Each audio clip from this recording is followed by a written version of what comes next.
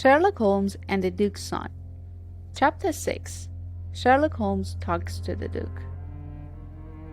At 11 o'clock the next morning, Holmes and I were in the Duke's office at Holderness Hall. Mr. Wilder came to speak to us. "The Duke can see no one today," he said to Holmes. Holmes looked at him coldly. "The Duke can see me," he said. "Please tell him that I am here." After half an hour, the Duke of Holderness came into the room. He looked older, tired, and ill. "Well, Mr. Holmes," he said. Holmes looked at James Wilder.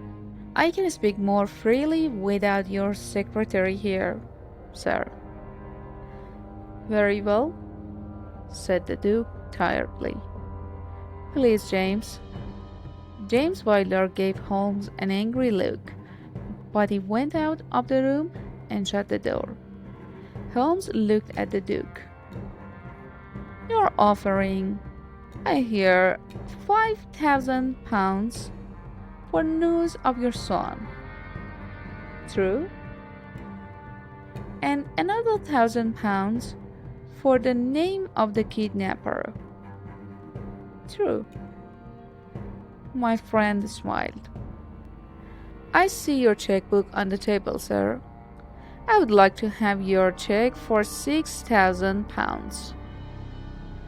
"Mr. Sherlock Holmes," the Duke said angrily, "what is this about?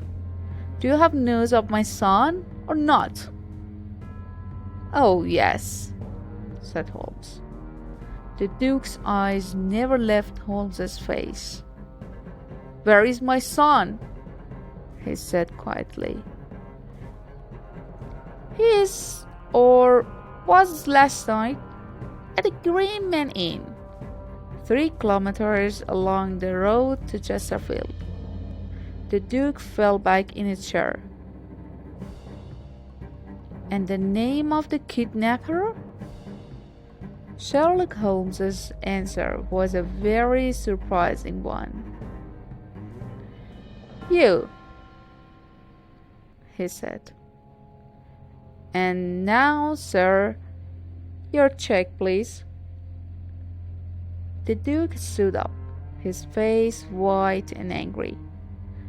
Then he sat down again and put his face in his hands.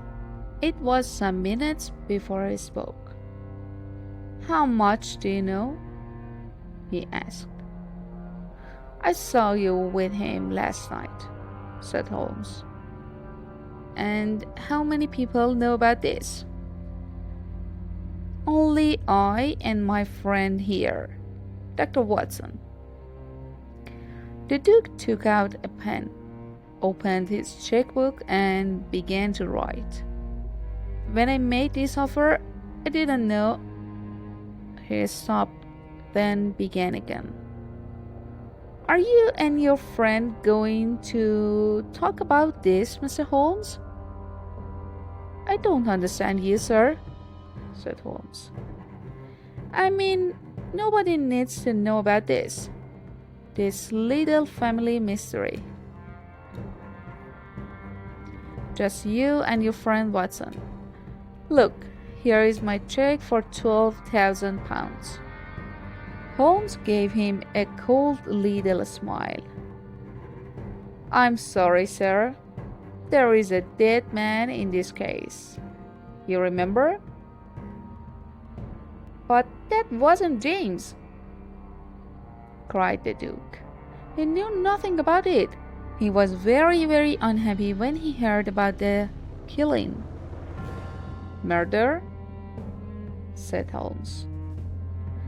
"But James wasn't there.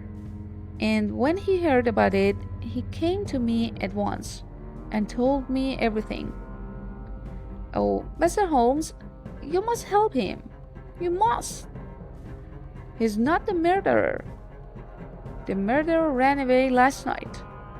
Holmes smiled again. "I have a little more news for you, sir. The police met Mr. Reuben Hayes last night at Chesterfield Station.